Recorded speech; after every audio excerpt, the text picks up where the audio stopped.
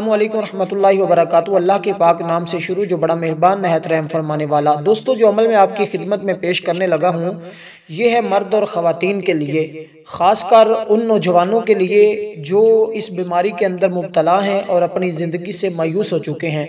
वो मर्द हो या ख़वातीन हो, अगर किसी को भी ये बीमारी लाहिक हो जाए तो वो अपनी बाकी की ज़िंदगी को ज़ाया कर बैठता है। इसीलिए दोस्तों उसकी जवानी बर्बाद हो जाती है, क्योंकि आज हमारी मौजूदा नस्ल के अंदर ये बीमारी बहुत ज़्यादा पाई जा रही है। इस बीमारी में पखाना या पेशाब से पहले या इसके बाद पेशाब की नाली से मनी, मज़ी या फिर वती निकलती है, या पेशाब के बाद कभी कभार सफ़ेद रंग का धागा सा भी निकलता है।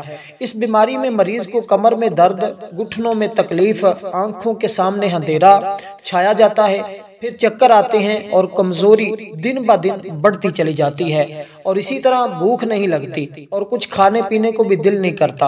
अगर कुछ खा ले तो वो हजम भी नहीं होता, और कितनी ही ग़िज़ाएं वो आला से आला क्यों ना खाए लेकिन बदन को नहीं लगती। ये बीमारी की असरात हैं, और ये बीमारी के अंदर कोई बंदा अगर मुब्तला है तो वो उसको मैं एक ऐसा रूहानी अमल बताने लगा हूँ जिसके ज़रिए इंशाअल्लाह ताला एक तो उसकी ये बीमारी बिल्कुल जड़ से ख़त्म हो जाएगी, दूसरा वो तंदुरुस्त तवाना हो जाएगा, और इंशाअल्लाह ताला वो औलाद के शादी के काबिल हो जाएगा। इसी तरह जिन हज़रात के हाँ ये मामलात होते हैं बिलाखिर वो अपनी औलाद से भी महरूम हो जाते हैं, और क्योंकि ये ऐसे जरासीम होते हैं जिनके ज़रिए से मर्द और ख़वातीन की औलाद का बंदोबस्त होता है। अगर औरत के जरासीम ताकतवर हों तो फिर हमल ठहर जाए तो लड़की पैदा होती है, अगर मर्द के जरासीम ताकतवर हों तो फिर इस सूरत में लड़का पैदा होता है। तो दोस्तों बड़ी अहम मालूमात मैं आपको दे रहा हूँ, इसलिए आपने इस वीडियो को मुकम्मल देखना है, कहीं से भी स्किप ना कीजिएगा, क्योंकि बड़ा अहम टॉपिक है। मैं इस तरह की वीडियो कम लाता हूँ, लेकिन आज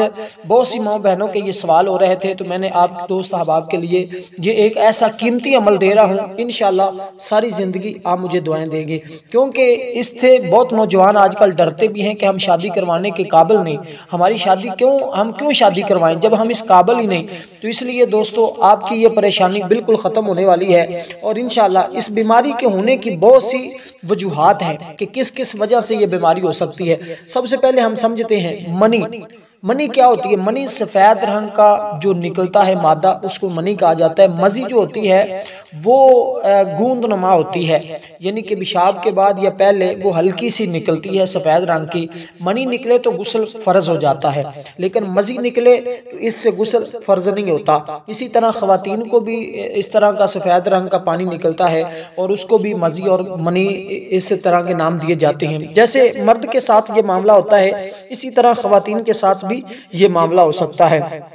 इस बीमारी की बहुत सी वजूहात हो सकती हैं, जिनमें से कुछ मैं आपके सामने रखने लगा हूँ। मनी में तेजी आ जाना, मनी में तेजी आ जाना या शहवत का ज़्यादा हो जाना, मुबाशरत बंदा ज़्यादा करता रहे अपनी बीवी के साथ है, या वो गलत कारी अगर करता है तो इससे भी उसके ये मामलात बढ़ जाते हैं और उसका मादा ईमान भी पतला हो जाता है, जिस वजह से उसे बार बार एहतलाम होता है और ऐसी सूरत हाल में वो कमज़ोर पड़ जाता है। हमेशा बुखार ज़्यादा रहना, बुखार ज़्यादा रहना, इससे भी ये मामलात डिस्टर्ब हो जाते हैं और कमज़ोरी हो जाती है, और कमज़ोरी की वजह से फिर मनी निकलती है, मज़ी भी निकलती है, और इसी तरह वो बीमारी के अंदर इस कदर मुब्तला हो जाए तो उसका मसाना भी कमज़ोर हो जाता है, बार बार पेशाब की भी हाजत होती है, उसका कंट्रोल भी खो जाता है।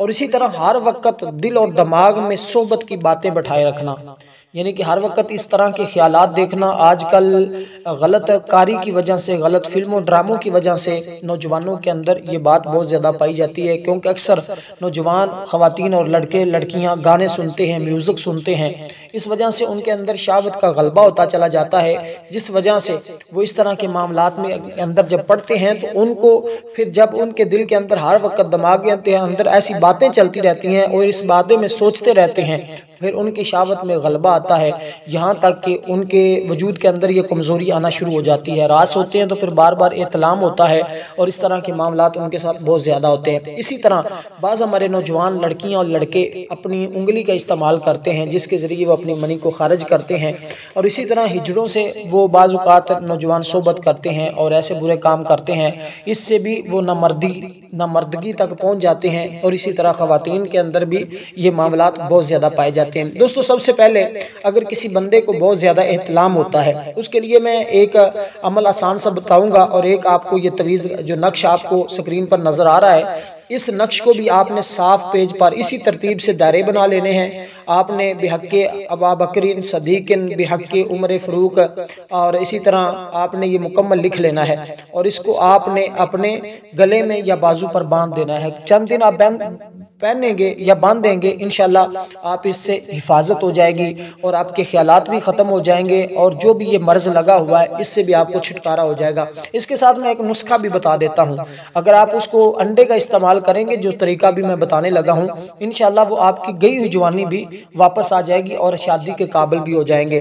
जिस शख्स को इतलाम बहुत ज़्यादा होता हो और उसे चाहिए कि सोते वक्त ये अमल भी आपने करना है, इसमें कोई ऐसा 1 सेकंड का अमल है, आपने इसको भी कर लेना है। सोते वक्त अपने दिल में, ये ख़वातीन भी, अगर ख़वातीन के साथ भी ऐसे मामलात होते हैं और रात को सोती हैं और ये मामलात हो जाते हैं, तो फिर अपने दिल पर शहादत की उंगली से लिख लिया करें, यानी कि अपने बाईं तरफ दिल होता है और दिल के ऊपर उन्होंने लिख लेना है एक नाम, और वो नाम ये है या उमर फ़रूक आज़म, या हज़रत उमर फ़रूक आज़म, या फिर या उमर फ़रूक आज़म, या उमर फ़ारूक आज़म।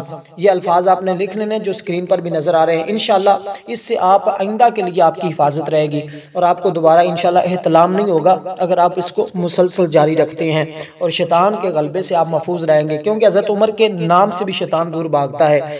ये हज़रत उमर फ़रूक रज़ी अल्लाह तआला अन्हु को अल्लाह तबारक व तआला की तरफ से इनाम में आपको दहशत है कि आपके नाम सुनकर भी शैतान दूर भाग जाता है। और इसी तरह आपने करना क्या दोस्तों, आपने एक देसी मुर्गी का एक अंडा लेना है। ये आपको नुस्खा बता रहा हूँ, ये भी अगर किसी को इस तरह का मर्ज़ है तो वो इसको इस्तेमाल ज़रूर करे।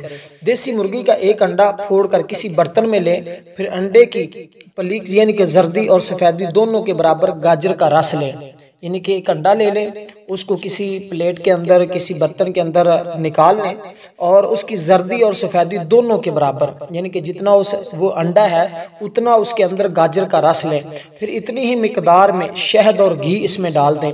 अब सबको मिलाकर हल्की आंच पर पकाकर हलवा सा बना लें। इसी तरह 21 दिनों तक हलवा बनाकर खाते रहें। खट्टी चीज़ें, दही, अचार, इमली, मछली वगैरह के इस्तेमाल से इन दिनों में परहेज़ करें और शादीशुदा हों तो इस दौरान बीवी से जमा से भी परहेज़ करें।